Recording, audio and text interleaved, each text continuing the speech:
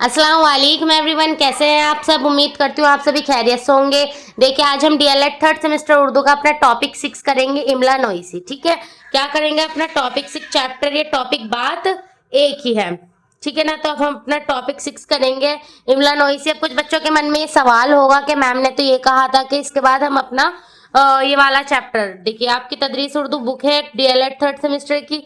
ठीक है, यहाँ देखिएगा, यहाँ तदरीस नस्र मैंने आपसे कहा था कि नेक्स्ट वीडियो में हम तदरीस नस्र करेंगे, लेकिन मैं बना रही थी आपके नोट्स, इंपॉर्टेंट क्वेश्चंस की जो वीडियो है उसके मैं नोट्स रेडी कर रही हूँ। तो जैसे मैंने प्रीवियस ईयर के क्वेश्चन पेपर देखे तो उसमें आपका ये इमला चैप्टर बहुत ज्यादा आया है।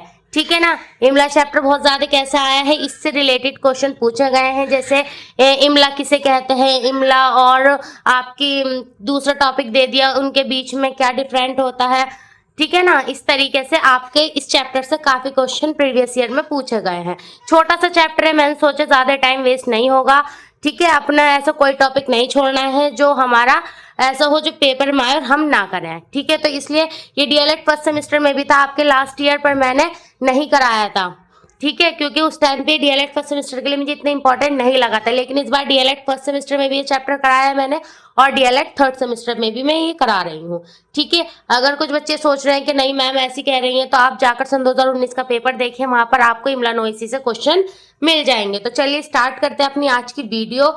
इमला नोइसी चैप्टर 6 या अपना टॉपिक 6। जो मेरे चैनल पर फर्स्ट टाइम आए हैं प्लीज चैनल को सब्सक्राइब कर दीजिएगा, वीडियो को लाइक कर दीजिएगा और इस वीडियो को अपने फ्रेंड्स से जरूर शेयर कर दीजिएगा। तो चलिए स्टार्ट करते हैं अपनी वीडियो। चलिए तो पहले एक बार मैं आपको बुक का चैप्टर दिखा देती हूँ, इमला नोइसी। ठीक है ना, वैसे इतना लेंथली है नहीं ये चैप्टर, छोटा सा ही। देखिए यहाँ पर ये आपका टॉपिक दिया हुआ है इमला नोइसी। चलिए बुक में भी देख लेते हैं, ये आपकी डीएलएड थर्ड सेमेस्टर उर्दू की बुक है।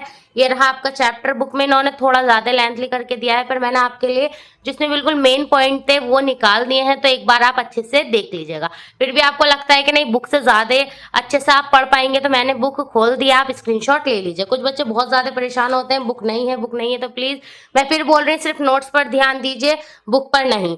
ठीक है, तो देखिए ये आपकी इसके मारूदी सवालात वगैरह ये सब क्वेश्चंस इंपॉर्टेंट है, सभी करवाऊंगी मैं अभी। ये सारे मारूदी सवालात भी इंपॉर्टेंट है और ये चैप्टर भी आपके लिए मुझे इंपॉर्टेंट लगा। ठीक है, तो चलिए देखिए, अब मैंने जो आपके लिए नोट्स बनाए इतना बड़ा आपका ये लेंथली इन्होंने बुक में दिया था, पर जो मुझे मेन आपके लिए लगा वो मैंने अलग से लिख दिया। तो चलिए स्टार्ट करते हैं अपना आज का टॉपिक। देखिए इमला नोइसी, इमला नोइसी टॉपिक 6 आपका। इमला नोइसी, इमला कहते किसे, आप सभी को मालूम होगा, इमला डिक्टेशन को बोलते हैं। किसी देखिए यहाँ से, किसी और के जरिए कहे गए अल्फाज को नकल करने का अमल या तरीका ही इमला कहलाता है। क्या कहा इन्होंने, किसी और के जरिए, यानी कि कोई और जब हमें क्या करता है, हम क्या करते हैं, वो हमें बोलता है अल्फाज, कुछ वर्ड बोलते हैं और उसे हम क्या करते हैं, सुनकर लिखते हैं, तो क्या कहलाता है, इमला कहलाता है। इमले को अंग्रेजी में डिक्टेशन कहते हैं। ठीक है, कुछ बच्चे कह रहे थे मैम आराम से पढ़ाइए, तो इस बार की क्लास बहुत आराम से होने वाली है, टेंशन नहीं लीजिए। ठीक है, मैं आराम से ही करना चाहती हूँ, बस वो थोड़ा सा स्पीड तेज हो जाती है। ठीक है, फिर भी मैं बोलती हूँ कुछ समझ नहीं आए तो आप मुझे कमेंट्स कर दिया करें, मैं आपका रिप्लाई कर देती हूँ। आगे देखिए, अगर सबसे ज्यादा इंपॉर्टेंट है आपकी डेफिनेशन, यही आपको इतनी सी लाइन होंगी आपके लिए, लेकिन ये लाइंस आपके लिए बहुत ज्यादा इंपॉर्टेंट है। क्यों है, प्रीवियस ईयर पेपर उठाकर देख लीजिए, वहां पर इमले की डिक्टेशन ही इमले की डेफिनेशन ही पूछी गई है। ठीक है ना, इमला किसे कहते हैं, डिक्टेशन को कहते हैं। इतना भी आप अगर लिख दोगे, तो मैं बोल रही हूँ अगर आपसे कुछ भी नहीं लिखा जा रहा है, ठीक है ना, कुछ भी नहीं लिखा जा रहा है, अगर आप इतना भी लिख देंगे तो क्या होगा, आपको एग्जामिनर नंबर जरूर देगा, 2 में से 1 नंबर मिल जाएंगे कि बच्चे को इतना तो मालूम है कि इमले को डिक्टेशन कहते हैं। ठीक है, वैसे डेफिनेशन याद कर लीजिएगा। आगे देखिए,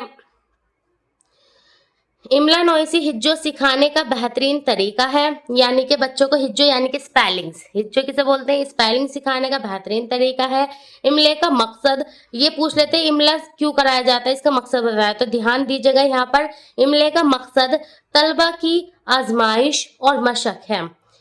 इससे मौलिम यानी कि टीचर को इस बात का पता चलता है कि तलबा को अल्फाज की हिज्जो याद है या नहीं, यानी कि अब हम डिक्टेशन क्यों करा रहे हैं, एक टीचर डिक्टेशन क्यों कराता है अपने स्टूडेंट्स को, तो वो इसलिए कराता है जिससे जो स्टूडेंट है उससे क्या हो जाए, वो जिस भी वर्ड को पढ़ रहा है उसकी अच्छे से स्पेलिंग कर पाए, वो उसे स्पेलिंग पता हो कि अच्छा काइट बोल दिया जैसे टीचर ने, मान लीजिए फॉर एग्जांपल कि काइट तो बच्चों को मालूम होगा काइट किसे बोलते हैं, पतंग को बोलते हैं, काइट की स्पेलिंग KITE, इस तरीके से क्या होता है एक बच्चे को उस वर्ड्स की पूरी तरीके से हिज्जो यानी कि स्पेलिंग भी आ जाती है। तो यही हमारा मकसद होता है क्या कराने का, इमला कराने का। अब आगे देखिए, तलबों को अल्फाज की हिज्जो याद है या नहीं, इमले के जरिए तलबा ऐसे अल्फाज के मायने सीख जाते हैं जो वह नहीं जानते हैं। इमले के जरिए तलबा की गलतियों की इस्लाह होती है। बाकायदा तौर पर इमला नोइसी की वजह से तलबा को आसानी और रवानी के साथ लिखने की मशक हो जाती है। इमला स्टूडेंट के लाइफ में बहुत ज़्यादा, मुझे लगता है बहुत ही ज़्यादा ज़रूरी है, क्योंकि देखिए हम भी बड़े हुए हैं, हमारे टीचर्स ने भी हम पढ़ाया है, तो जो वर्ड्स हमसे नहीं आते थे, चाहे वो उर्दू हो, हिंदी हो या इंग्लिश हो, सभी के लिए क्या यूज होता है, डिक्टेशन कंपलसरी होता है बच्चों को अच्छे से स्पेलिंग वगैरह सिखाने के लिए। तो यही इसका मकसद होता है। ये रही इसकी डेफिनेशन, इससे ज़्यादा इसमें नहीं पूछेंगे। अगर फिर भी डिटेल में पढ़ना है तो ये रही आपकी बुक। ये मत सोचिए आपके पास बुक नहीं है, मेरी बुक आपकी ही बुक है, ठीक है, यही समझिए। ये रहा, मैंने चैप्टर आपको दिखा दिया, मैं आपके लिए आराम से खोल के रख दूंगी, आप आराम से पढ़ते रहिएगा, ठीक है।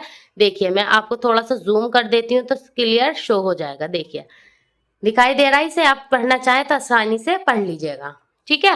चलिए आगे इसके जो आपके लिए इंपॉर्टेंट है वो क्वेश्चंस देख लेते हैं। देखिए लिखना सिखाने के कितने मकसद हैं, तो लिखना सिखाने के 2 मकसद होते हैं। चाहती तो मैं इसे वर्बल बता देती, पर मैंने आपके लिए इसे स्पेशल लिखा है, तो चलिए आपको दिखा देती हूँ लिखना सिखाने के मकसद 2 कौन कौन से हैं। देखिए इसका आंसर ये रहा, एक सेकेंड, ये रहा लिखने सिखाने के। देखिए 2 मकसद होते हैं, एक होता है आपकी जुद नोइसी, एक होता है आपका खुश नोइसी। अब आपने खुश नोइसी तो सुना होगा हिंदी में, जिसे हम कहते हैं सुलेख। क्या कहते हैं, सुलेख, सुंदर लेख, जिसका तात्पर्य किससे होता है, सुंदर लेख से। तो देखिए जुद नोइसी और खुश नोइसी, इसके 2 ही मकसद होते हैं लिखना सिखाने के। जुद नोइसी से मुराद है कि तलबा में इबारत को तेजी से लिखने की सलाहियत और वह अहलियत पैदा की जाए, कि तलबा जो है स्टूडेंट्स के अंदर क्या आ जाए कि बच्चा जल्दी जल्दी तेजी से लिखना सीख जाए, वो होती है जुद नोइसी। वहीं आता है आपका खुश नोइसी। खुश नोइसी एक ऐसा फन है जो खूबसूरत लिखावट या आराइश तहरीर से मुतालिक है। मैंने इतना इतना सा क्यों लिखा, चाहती तो मैं आपको बुक से भी करा देती, देखिए बुक के में भी है मेरे पास, ऐसे नहीं मैं आपको बुक में नहीं करा सकती, आप कहें तो दिखा दूंगी, लेकिन वहां पर बहुत ज्यादा लेंथली हो जाएगा। अगर 2 नंबर वाले क्वेश्चन में ये आता है तो आपको इतने लिख कर आना है। और पता नहीं क्यों मुझे बहुत ज्यादा फीलिंग आ रही है कि आपके जितने भी वाले क्वेश्चंस हैं ये बहुत ज्यादा आपके इंपॉर्टेंट है, तो सारी क्वेश्चन को मैं इंपॉर्टेंट कहूंगी, वेरी मोस्ट जो है उन पर बताती चलूंगी। अब सेकंड क्वेश्चन देखिए, खुशनोइसी में किन बातों खास तौर पर ख्याल रखा जाए। खुशनोइसी यानी कि हमें अच्छे तरीके से लिखने पर, सुलेख साफ लिखने के लिए किन बातों का ख्याल रखना चाहिए। तो ये आप खुद भी लिख सकते हैं कि जैसे हमें साफ लिखने के लिए क्या करना चाहिए, जल्दी जल्दी नहीं लिखना चाहिए, आराम से लिखना चाहिए, ठहराव के साथ लिखना चाहिए, ठीक है, आप आराम से पॉइंट बना दोगे। अब आगे आ जाते हैं लिखना सिखाने के तरीकों के नाम। ये वेरी मोस्ट इंपॉर्टेंट क्वेश्चन है और ये मैंने आपको पहले भी करा रखा है। तो देखिए लिखना सिखाने के जो तरीके होते हैं वो कौन कौन से आप सभी को मालूम है कि लिखना सिखाने के 3 तरीके होते हैं। कौन कौन से होते हैं चलिए दिखा देती हूँ। देखिए एक तो होता है आपका पिस्तालॉजी का तरीका, मॉन्टेसरी तरीका, पढ़ो और लिखो का तरीका, जिसे अबजदी तरीका भी कहते हैं। इन्होंने सिर्फ नाम पूछे थे तो हमने नाम बताए। अगर ये यही कहते हैं कि पिस्तालॉजी का तरीका क्या होता है, मॉन्टेसरी तरीका क्या होता है, पढ़ो लिखो का तरीका बताओ, तो इसे हम डिटेल में भी बता देते हैं, ठीक है ना। अब कुछ बच्चे कहेंगे कि मैम आपने जब ये क्वेश्चन कराया था तो शायद हमने वो वीडियो नहीं देखी होगी, तो चलिए मैं आपको एक बार इसे डिटेल में भी दिखा देती हूँ कि मैंने डिटेल में आपकी वजह से पहले ही लिख लिया था, ठीक है। तो एक सेकंड रुकिए, मैं आपको दिखा रही हूँ वो क्वेश्चन। देखिए ये रहा। लिखना सिखाने के कितने तरीके बताए थे मैंने आपको, 3 तरीके होते हैं। अबजदी तरीका, ये लिखना सिखाने का कदीम तरीका है, यानी कि सबसे पुराना तरीका है। इसमें तलबा को पहले हुर्फ लिखना और फिर हुर्फ को मिलाकर अल्फाज लिखना और फिर अल्फाज को जुमले लिखना सिखाया जाता है। यानी कि सबसे पहले बच्चों को हुर्फ सिखाएंगे, फिर वो हुर्फ से क्या बन जाएगा, अल्फाज बन जाएगा, फिर अल्फाज से जुमले, ठीक है ना। इस तरीके से लफ्जों की शनाख्त और साखत को पुख्ता किया जाता है। जैसे काफ लाम मीम क्या बन गया हमारा कलम, फिर हमने इससे एक वाक्य बनाया मेरा कलम अच्छा है। ठीक है, वहीं पिस्तालॉजी का तरीका क्या होता है वो भी देख लीजिए। देखिए ये रहा आपका पिस्तालॉजी का तरीका। पिस्तालॉजी का तरीका होता है कि इस तरीके में लिखने की शुरुआत लाइन खींचकर कराई जाती है। हुर्फ लिखने से पहले तलबों को दायरा, नीम दायरा, सीधी खत, मनहनी खत की मशक कराई जाती है। फिर हुर्फ को जोड़ना सिखाया जाता है, जैसे कि standing line, slanting line, curved line, हम यही सिखाते हैं पहले बच्चों को, तो वही बोल रहा है। ठीक है, ऐसे लाइन की प्रैक्टिस करके क्या सिखाया ए।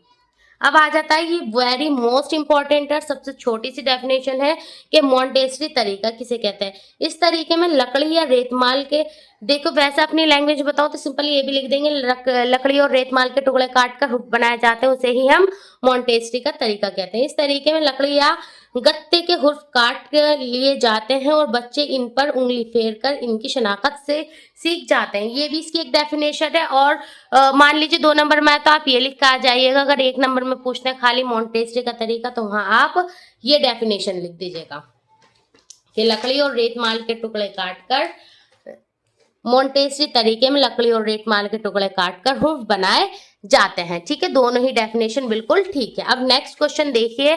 नेक्स्ट क्वेश्चन इन्होंने दिया है हमें मॉन्टेसरी, यहाँ देखिए मॉन्टेसरी तरीके में किस चीज के टुकड़े काटकर अल्फाज बनाए जाते हैं। जो मैंने आपको अभी बताया कि लकड़ी और रेतमाल के टुकड़े काटकर क्या बनाए जाते हैं, हुर्फ बनाए जाते हैं। कौन से तरीके में, मॉन्टेसरी के तरीके में। ठीक है, चारों क्वेश्चन, ये भी क्वेश्चन इंपॉर्टेंट था। ठीक है ना, ये भी इंपॉर्टेंट है, लिखने सिखाने के तरीके भी और लिखने सिखाने के मकसद भी। लास्ट इमले की इस्लाह के चंद तरीके मुख्तसर लिखे, यानी कि इमला को सुधारने के लिए कुछ तरीके बताए। तो देखिए इमला को सुधारने के लिए कुछ क्या, आप इस पे मुझे लगता है पूरे कैसे भी लिख देंगे, फिर भी चंद पॉइंट मैं आपको बताती चलती हूँ कि इमला की इस्लाह के लिए चंद तरीके मुंदरजा सैल हैं। एक बात बताइए, जब हम इमला कब सही लिख पाएंगे, जब हम सही से सुन पाएंगे। तो इमले की इस्लाह के लिए सबसे पहले हमें क्या करना होगा, सही से सुनना होगा, सुनने की महारत हासिल करनी होगी कि सही से सुने, फिर उसे आराम से बिना किसी हिचकिचाहट के आराम से लिखें तो हमारे इमला सही लिखा जाएगा। ठीक है ना, चलिए इस पे वैसा आप खुद भी लिख देंगे। आगे आ जाइए, देखिए आगे है आपका मारूजी सवालात। ठीक है, मारूजी सवालात, कुछ बच्चे कह रहे थे मारूजी सवालात पर अलग से वीडियो बना दीजिए। तो देखिए मैं आपको अभी बताती चलती हूँ, आपके बुक के सारे मारूजी सवालात भी कराऊंगी और इंशाल्लाह अलग से जो प्रीवियस ईयर में क्वेश्चन में आपके आए हैं प्रीवियस ईयर पेपर में, वो भी सारे मारूजी सवालात मैं कराऊंगी, तो टेंशन नहीं लेनी है। और एक ही वीडियो में करा दूंगी, आपको ये भी नहीं कि इस वीडियो में के लिए वाली वीडियो देखनी है, ये वीडियो देखनी है, एक ही वीडियो में सब करा दूंगी मैं। ठीक है, आगे देखिए, चलिए मारूजी सवालात। इमला सिखाने के मकसद हैं। तो इमला सिखाने के कितने मकसद होते हैं आप सभी को मालूम है, 2 मकसद होते हैं, वो आप बताएंगे कौन कौन से, जुदनोइसी और खुशनोइसी। अब आ जाते हैं, माहिरीन तालीम के मुताबिक एक हुर्फ को सीखने में कम से कम डैश लेना चाहिए। कितना समय लेना चाहिए एक बच्चे को एक हुर्फ सिखाने के लिए, हमें 1 दिन का समय कम से कम लेना चाहिए। कि जैसे हमारे टीचर्स हमें देती थी आज से छोटे आ से अनार, ठीक है, चाहे अलिफ दे दिया, ठीक है, घर आके हम उसकी क्या करते थे, शनाख्त यानी कि उसकी प्रैक्टिस करते थे। तो 1 दिन का समय लगता है किसी भी एक हुर्फ को सिखाने के लिए। मॉन्टेसरी तरीके में हुर्फ बनाए जाते हैं। हुर्फ किसके बनाए जाते हैं, लकड़ी और रेतमाल के टुकड़े काटकर हुर्फ बनाए जाते हैं। फिर बोल रही हूँ इंपॉर्टेंट है, अच्छे से कर लीजिएगा। इमले की गलतियों की इस्लाह का सबसे बेहतरीन तरीका क्या है, यानी कि इमला को सुधारने के लिए बेहतरीन तरीका क्या है, तो एक बार देख लीजिए। इन्होंने दिया लड़का खुद इस्लाह करे, कि मतलब एक लड़का खुद से अपनी गलतियां सुधारे, मौलिम बिजात खुद इस्लाह करे, तलबा एक दूसरे की इस्लाह करें, या तख्ता सिया से मवास करके इस्लाह करें। तो सबसे बेस्ट होता है कि मौलिम बिजात खुद इस्लाह करें, कि बच्चा की कॉपी की चेकिंग टीचर पर्सनली खुद करे कि बच्चे ने क्या गलत किया है और क्या सही। आपको याद होगा जब हमारी टीचर हमें क्या कराती थी, डिक्टेशन, तो आगे एक करेक्शन की हेडिंग डालती थी, करेक्शन के इन वर्ड्स का करेक्शन करना है आपको, ये आपसे नहीं आता है। करेक्शन में क्या होता था, एक वर्ड आपको मालूम है, करेक्शन की हेडिंग डाल के कोई सा भी वर्ड है, जैसे मीम है, इसको 3 बार 4 बार लिख के दे दिया, बच्चा बार बार उसकी क्या करता है, प्रैक्टिस करता है। तो क्या बेहतरीन है, मौलिम बजात खुद इसकी इस्लाह करें। तो ये था आपका छोटा सा चैप्टर जो आपके लिए बहुत ज़्यादा इम्पोर्टेंट है। इसके एक भी क्वेश्चन मैंने नहीं छुटवाया है, तो सोच लीजिए इसके चैप्टर के सारे क्वेश्चन कितने इम्पोर्टेंट है आपके लिए। छोटी सी वीडियो थी, यूजफुल है इंशाल्लाह आपके लिए, यूजफुल रहेगी। कुछ समझ में नहीं आया हो तो मुझे कमेंट्स कर दीजिएगा, ठीक है ना। मैं आपके हर कमेंट्स का रिप्लाई करती हूँ।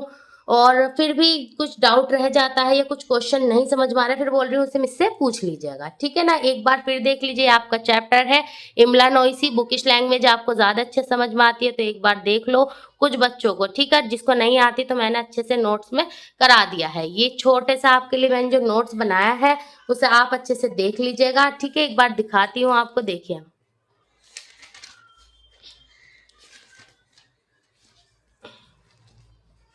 देखिए ये रहा छोटा सा आपका चैप्टर इमला नोइसी, टॉपिक 6 था। और इंशाल्लाह अब हम नेक्स्ट वीडियो जल्द ही लाएंगे और एक ही वीडियो में आपके जितने भी इंपॉर्टेंट क्वेश्चन है सब करा दूंगी, तो उसके लिए थोड़ा सा वेट करिए। इंशाल्लाह एक आध दिन में वो वीडियो आपकी आने वाली है, ठीक है ना। तो चलिए जल्दी मिलूंगी मैं आपसे नेक्स्ट वीडियो में। और यहाँ एक चीज़ और बता देती हूँ, देखिए आपका सिलेबस है डीएलएड थर्ड सेमेस्टर उर्दू के स्टूडेंट्स का, ये यूपी डीएलएड का सिलेबस है। बच्चे बार बार कमेंट्स करते हैं, ठीक है ना, तो देख लीजिए यूपी डीएलएड का सिलेबस है। पर हाँ, काफ़ी टॉपिक हर स्टेट का जो सिलेबस होते हैं उनके सिमिलर होते हैं, चाहे बिहार हो, कर्नाटक हो, ठीक है ना, कोई सा भी डीएलएड हो। तो एक बार देख लीजिए, ये रहा आपका डीएलएड का सिलेबस। और इसमें हम ऑलमोस्ट उर्दू अदब की तारीख तक सारे चैप्टर कर चुके हैं।